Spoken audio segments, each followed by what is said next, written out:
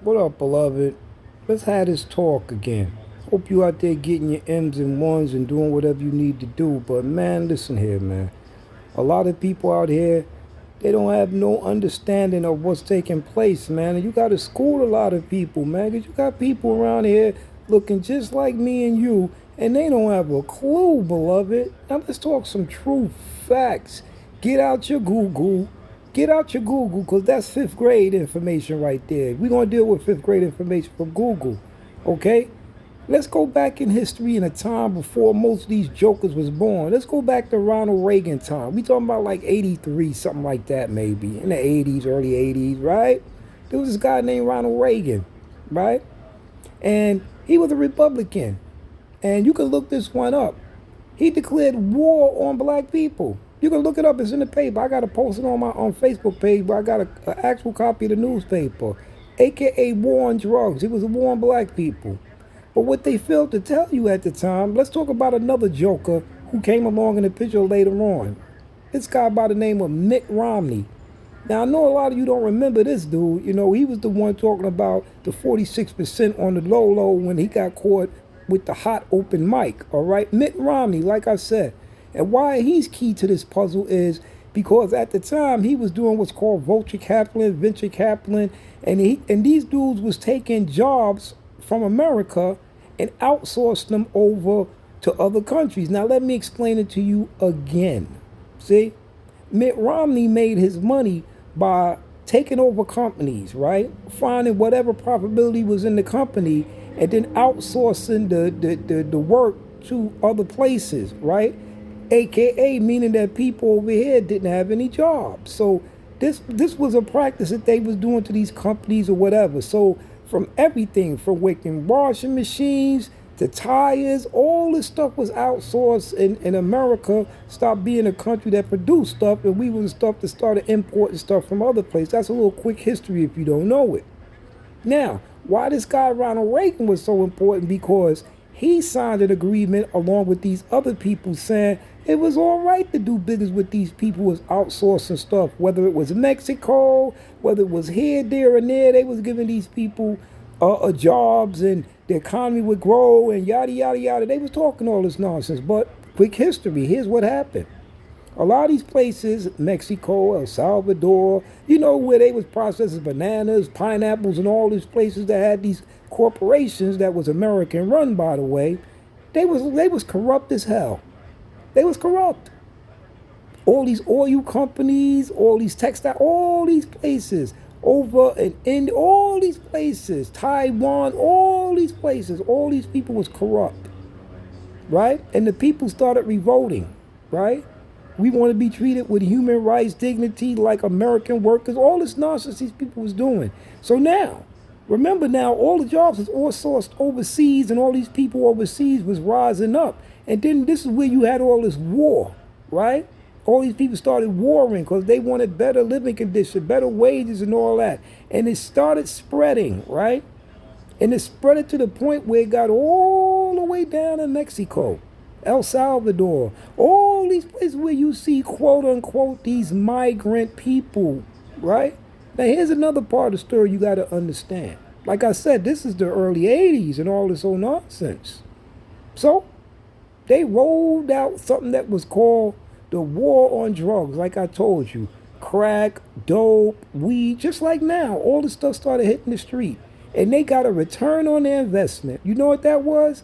Black bodies by the millions was being locked up. At one point in time, they had 2.5 million men, women, and children combined locked up in the United States. One of the biggest population of people locked up in the world was right here in America.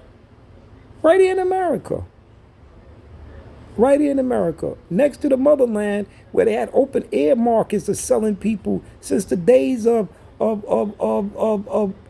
and new. Quick little history for you. So let's fast forward to the present. So all these people that you see coming across the border, whatever, whatever, don't even try that nonsense with us, because we know when Obama was president, he deported more people than any president in history. And your boy Trumpito, when he got in, he said, I'm gonna outdo Obama. I'm gonna deport 2 times the amount of people that he deported. So Obama allegedly deported over 4 million people in his 2 terms. Do you know that? Do you know that? He was shipping these people. They was coming in. Obama was sending them back. Shipping in. Obama was sending them back. He's not like the rest of these jokers who letting them ship in. They're talking about we got to take care of these people. Obama was telling them all kind of nonsense. Yeah, we're going to help the dreamers out. Then the next thing you know, Obama was saying some nonsense and Trump was coming in office. He deaded everything. Deaded it all. Started talking about we're going to build a wall to keep them out. Just that and the third. Blah, blah, blah, blah, blah.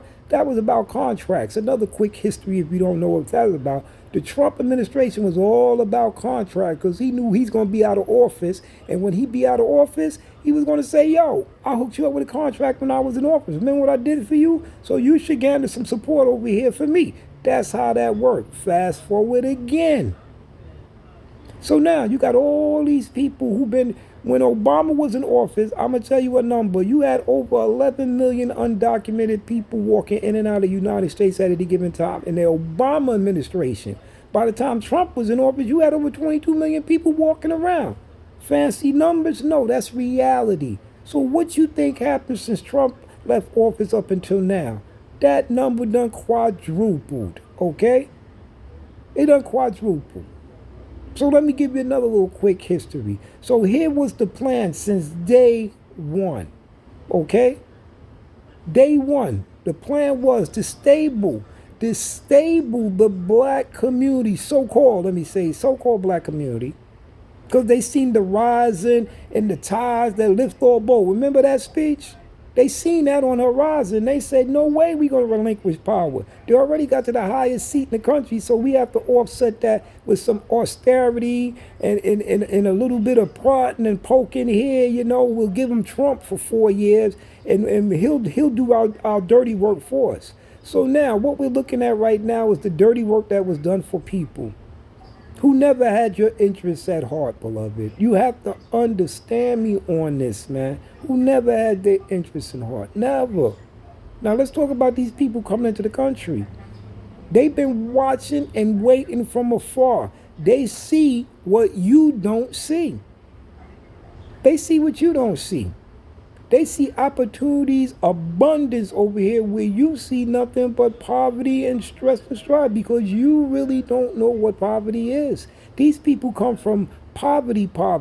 And we talking like slavery poverty that you don't even remember of. You know, you think of it in some movie or whatever. No, these people was living that. So when they get here and see all that you have and all that you don't know about basic nonsense of surviving off the land, surviving when there's no this and no that, then they look at you like you crazy and you wonder why they don't have no respect for black people.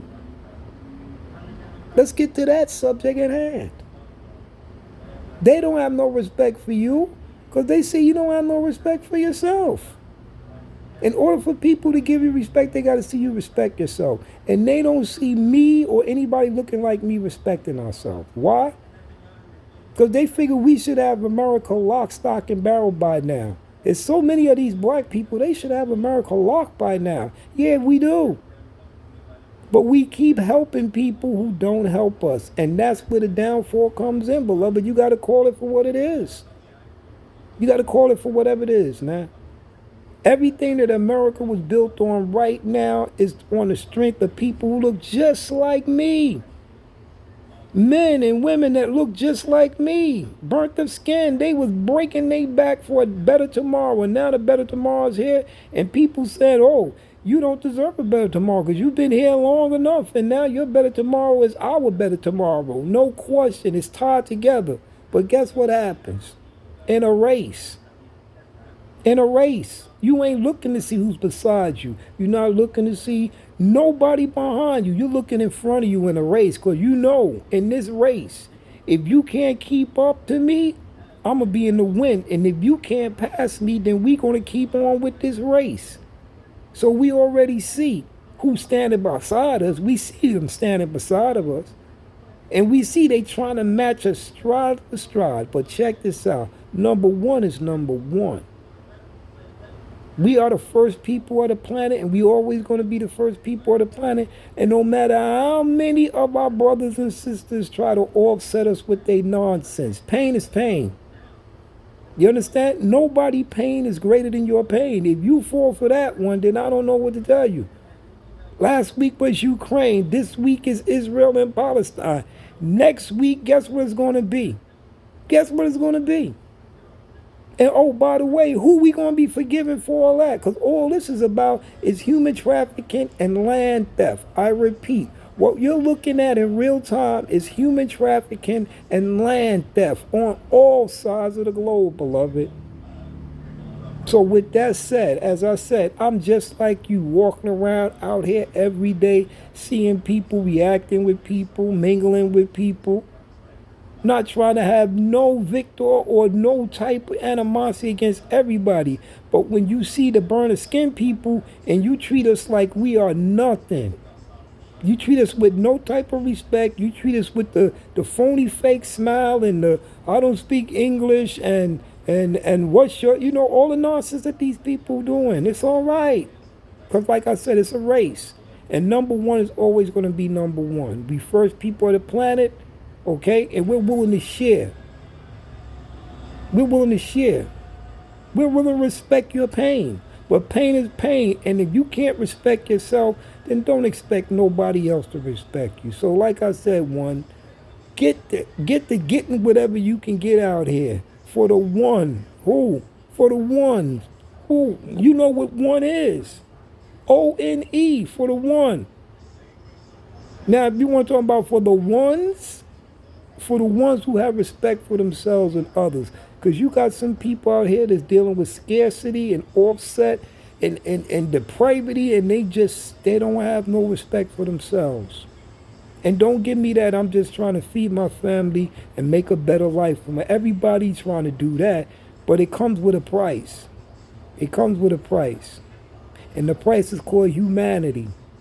I repeat, it comes with a price, and the price is called humanity. You better have some of that while you out here trying to get them M's and ones, okay? Because your karma comes back to you. Look at all the people clamoring for whatever little resources left, and they trying to overlook the one thing that's right there in front of their first.